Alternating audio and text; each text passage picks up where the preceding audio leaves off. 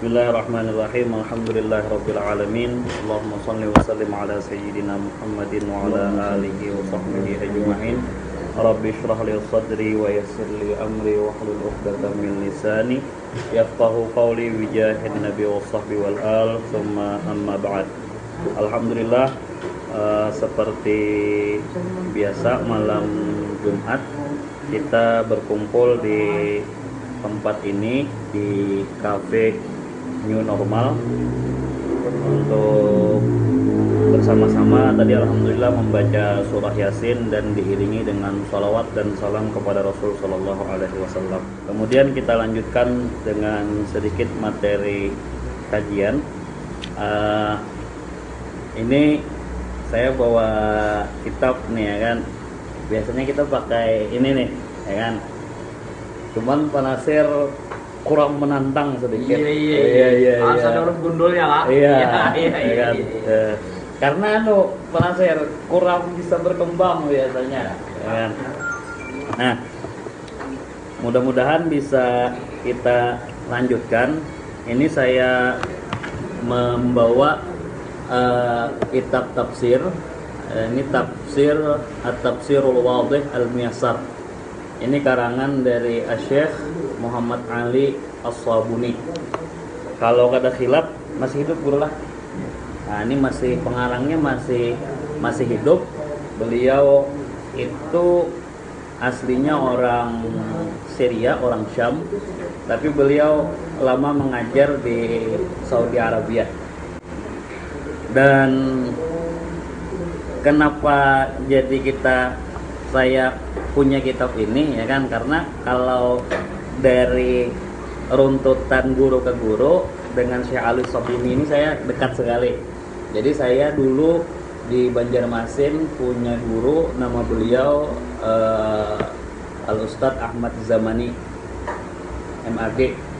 Jadi beliau tuh dosen sekaligus juga di pengajian.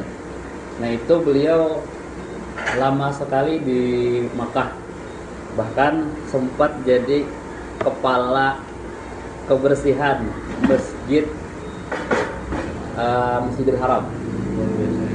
Jadi di sana itu jangan kita kira yang kebersihan itu ndak alim, banyak yang alim itu bro.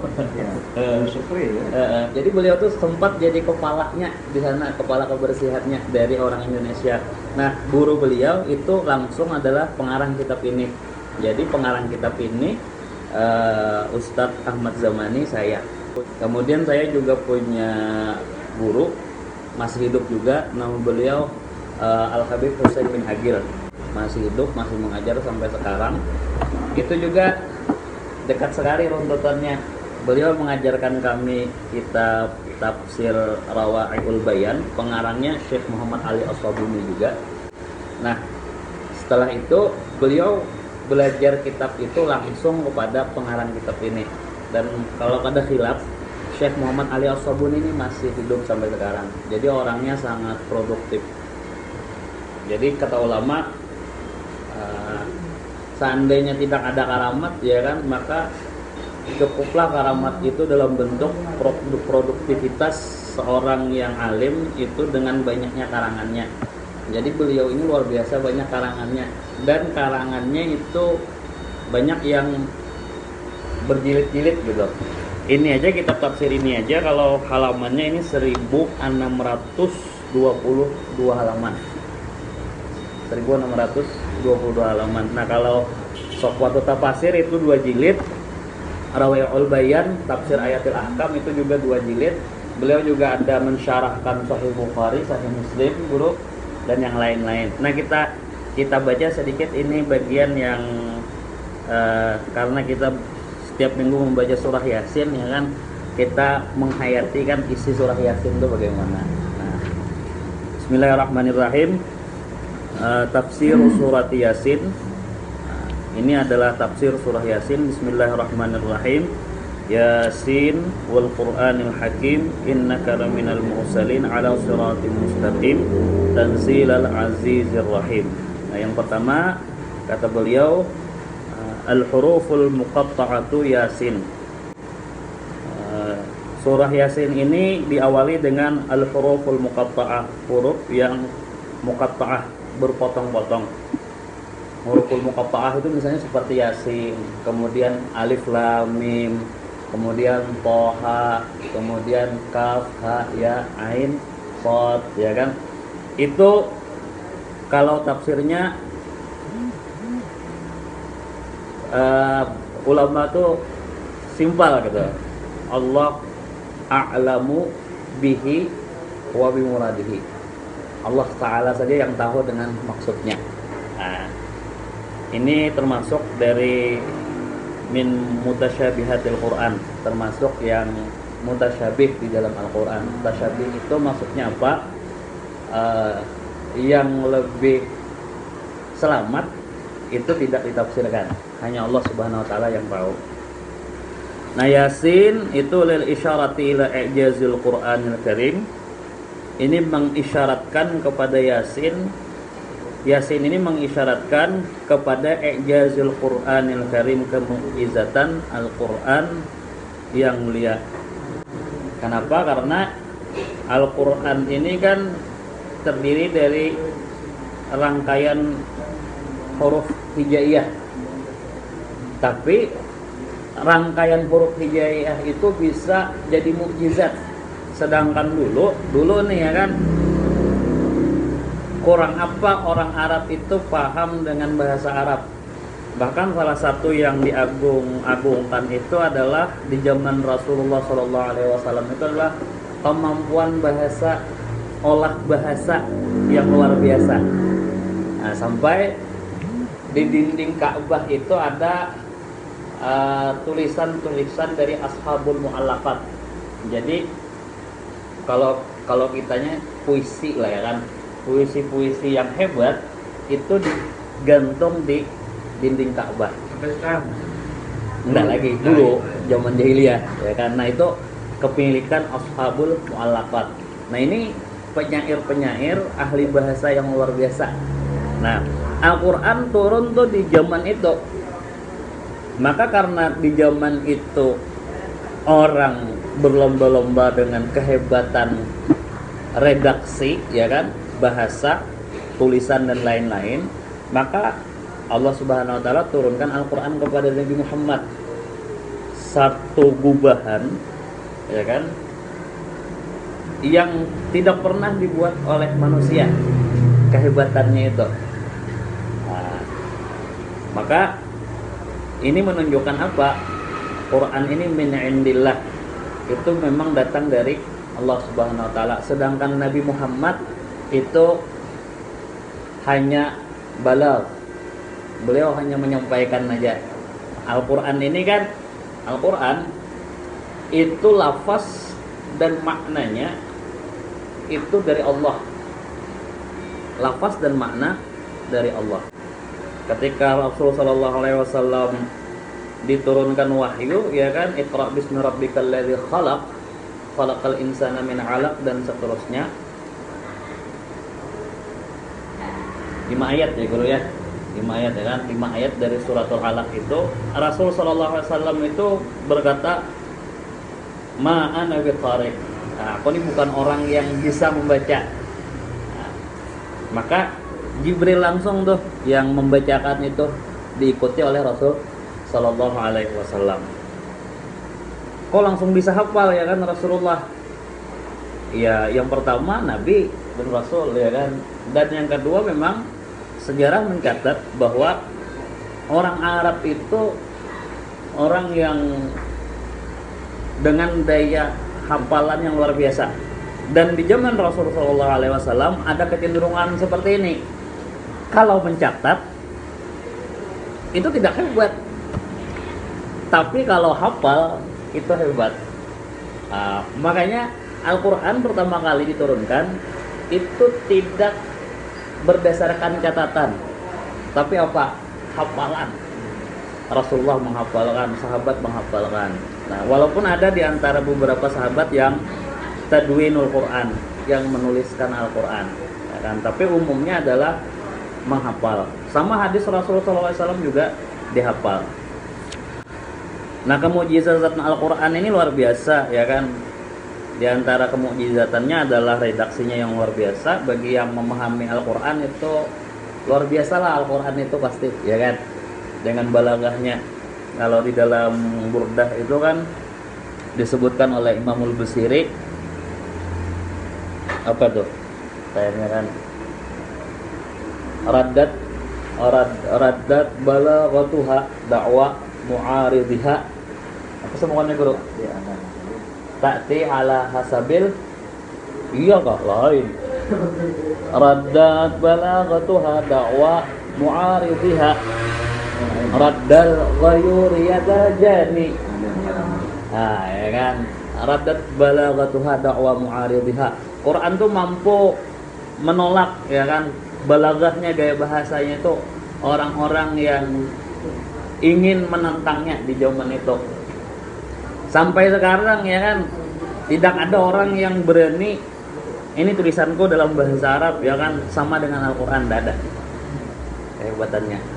Lain lagi, banyak lagi tuh kemujizatan Al-Quran. Misalnya Al-Quran tuh mengkabarkan busyra. Busyra itu salah satu mujizatan Al-Quran itu adalah busyra, kabar gembira yang belum terjadi. Aqsama tabaraka wa ta'ala bil Qur'anil mu'jiz al-muhkam. Allah Subhanahu wa taala bersumpah dengan Al-Qur'an yang mukjizat, yang bermukjizat dan yang muhkam, ala anna Muhammadan sallallahu alaihi wa alihi wasallam ahadur rusulil kiram. Bahwa Nabi Muhammad sallallahu alaihi wasallam itu adalah salah satu daripada rasul utusan Allah Subhanahu wa taala. Makanya kan Yasin wal Qur'anil Hakim, Yasin demi Al-Qur'an yang Al-Hakim, ini sifat pada innaka laminal mursalin, sesungguhnya engkau laminal mursalin, wahai Muhammad, betul-betul termasuk dalam rasul utusan Allah Subhanahu wa taala. Alladzi ba'athahumullahu lihidayatil basyariyah, yang Allah Subhanahu wa taala bangkitkan atau Allah Subhanahu wa taala utus untuk memberi petunjuk kepada al-basyariyah, manusia.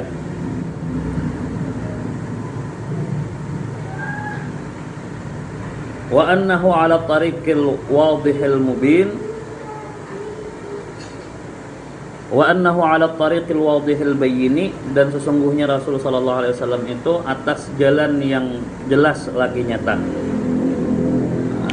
Wa anna hadzal qur'ana huwa tanzilu rabbil izzati wal jalali, dan sesungguhnya Al-Qur'an ini adalah tanzilu rabbil izzati wal jalali, yang menurunkannya itu adalah Allah Subhanahu wa taala.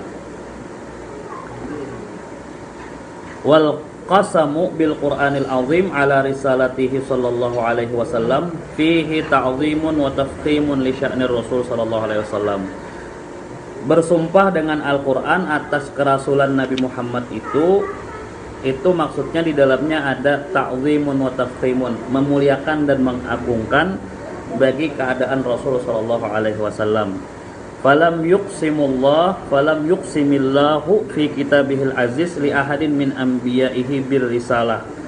Itu di dalam Al-Quran, kata pengarang, tidak ada Allah Subhanahu wa taala itu bersumpah dengan Al-Quran, ya kan, dengan kitabnya yang mulia, untuk satupun dari nabi-nabinya untuk menyatakan kerasulannya, illa li Muhammadin sallallahu alaihi wasallam, kecuali untuk Nabi Muhammad. Jadi Allah itu banyak bersumpah di dalam Al-Quran. Misalnya di sini kan wal Qur'anil Hakim. Kemudian yang kita hafal berataan ayatnya wal asri innal insana lafi khusrin. Kemudian wal fajr, demi waktu fajar, wad duha, demi waktu duha, dan lain-lain. Nah, Allah itu tidak menjadikan sesuatu itu sebagai sumpah, misalnya demi masa, demi Al-Quran, demi waktu fajar, demi waktu duha, dan lain-lain, ya kan?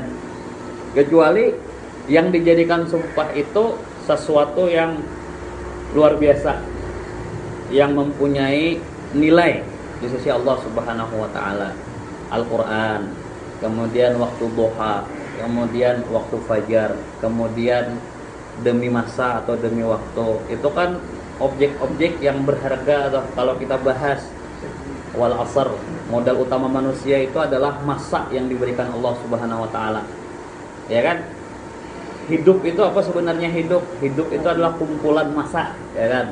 Kalau kita tidak diberikan masa, tidak ada kehidupan untuk kita. Wadduha, kenapa waktu duha dijadikan sumpah? Waktu duha itu adalah waktu yang luar biasa juga. Sempatkan beribadah kepada Allah Subhanahu wa taala walaupun hanya dengan 2 rakaat. Salat duha. Nah, kemudian wa kafa bidzalika syarafan wa ta'dhiman li khatamin nabiyyin, dan cukuplah itu, kata pengarang, sebagai kemuliaan dan pengagungan bagi penutup para nabi, yaitu Nabi Muhammad sallallahu alaihi wasallam. Nah, di sini ini menutup pembicaraan kita. Qala Ibnu Abbasin qala kuffaru Quraisyin, berkata Ibnu Abbas, berkata orang kafir Quraisy, lasta ya Muhammadu mursalan, wa ma arsalaqallahu ilaina, fa aqsamallahu bil Qur'anil azimil muhkam anna Muhammadan rasulullah wa annahu min jumlatil mursalin. Nah, ini sebab turun ayat ini.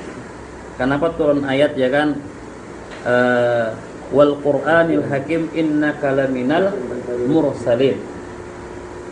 Nah, jadi itu sebabnya adalah berdasarkan yang diriwayatkan oleh Ibnu Abbas, orang kafir Quraisy itu berkata kepada Nabi Muhammad, wahai Muhammad, engkau bukan seorang rasul.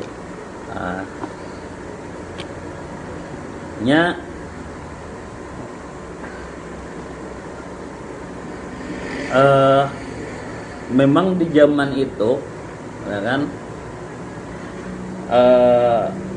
kan di zaman nabi-nabi dan rasul-rasul.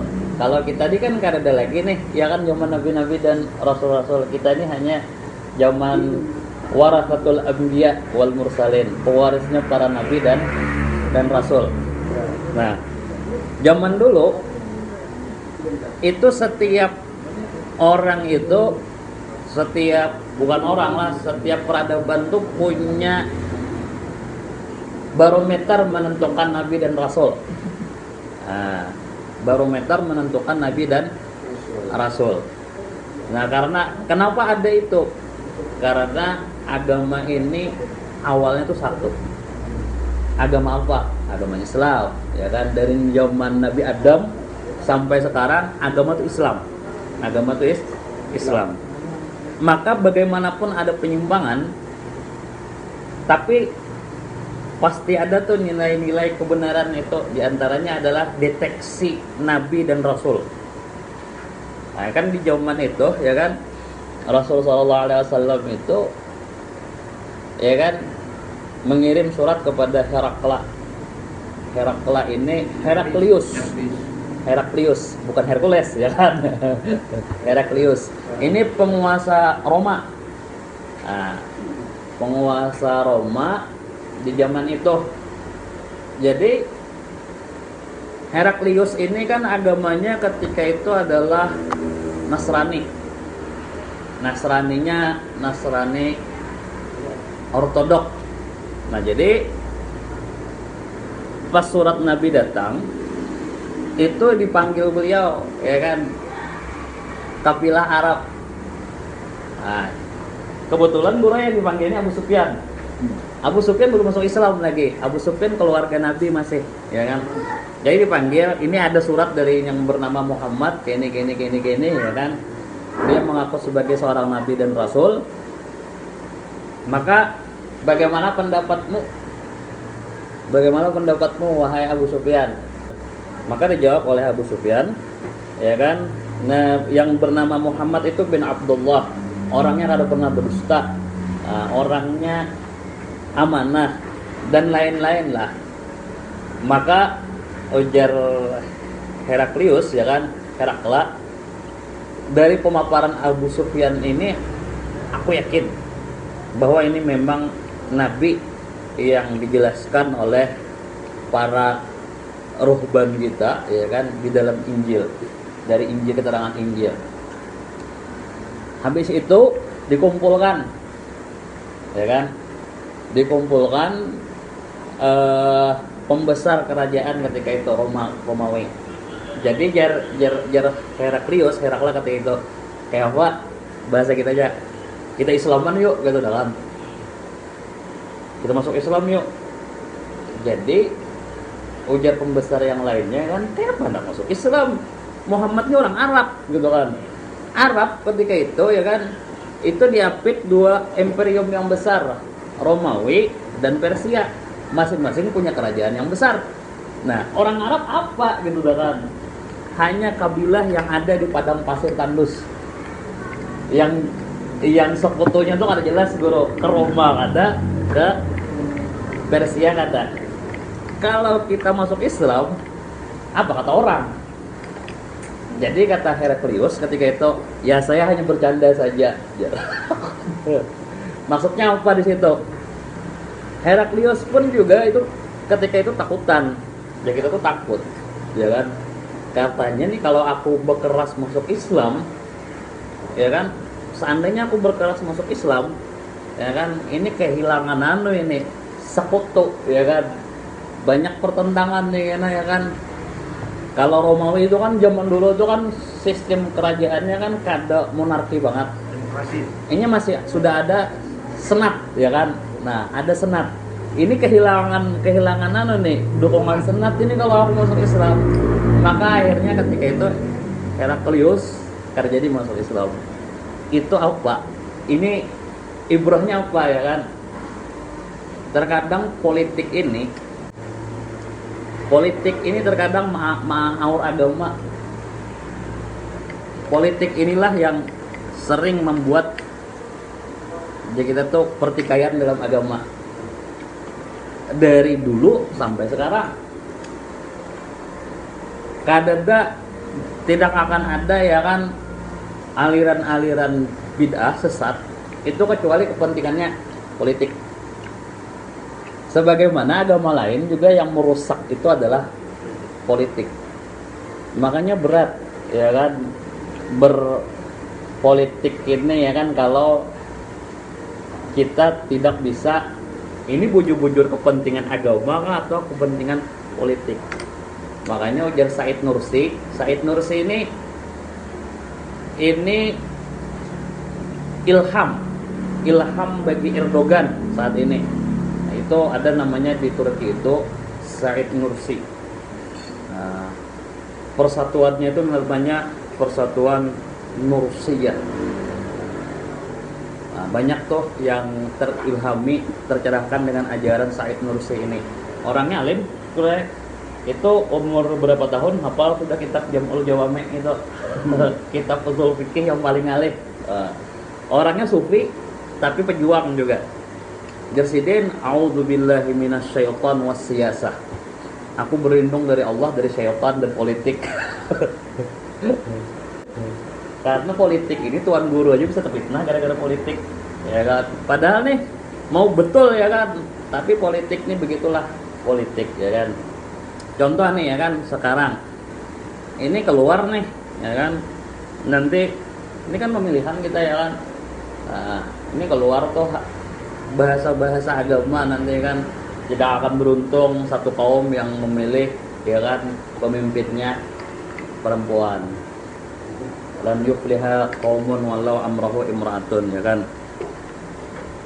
Nah itu letterliknya ya kan tidak akan sekali-kali tidak akan sukses satu kaum yang dipimpin oleh seorang wanita. Hadis ini itu bisa dijadikan alat politik terkadang. Apakah pemahamannya seperti itu ya kan? Kada seperti itu juga gitu kan. Lan yufliha qaumun walau amrahu imra'atun itu tidak letterlik seperti itu juga ya kan. Jadi di situ ada penjelasan ulama. Kalau itu adalah yang dimaksud adalah kepemimpinan yang besar yang segala keputusan di tangannya, itu yang tidak boleh. Sedangkan Indonesia ini kan mana ada kepemimpinan itu segala keputusan di tangannya. Kita ini kan masih ada, kalau bahasa Romawi tadi kan senat, ya kan. Kita bukan monarki yang abajer raja, ya kan. Bupati hendak seperti ini, ya kan. Kalau DPR kada mau kayak apa? ya kan? Ada eksekutif, ada legislatif. Aku khawatir jawaban yang basi gue. Ya bilang. Berarti punya peluru sudah dia ini. Nah, ya kan? Nah, ini Nanti sesi pertanyaan. Punya referensi berarti ya, sudahlah tambahan ilmu berarti. Insyaallah. selanjutnya ini baru Penting yang politik. sampai Tanzil Azizir Rahim. Kemudian litunzira qauman ma unzira aba'uhum fahum ghafilun laqad haqqal qawlu ala aktsarihim fahum la yu'minun wallahu a'lam bissawab. Sampai di sini aja. Jadi kita dapat 1 2 3 Sesi pertanyaan. 4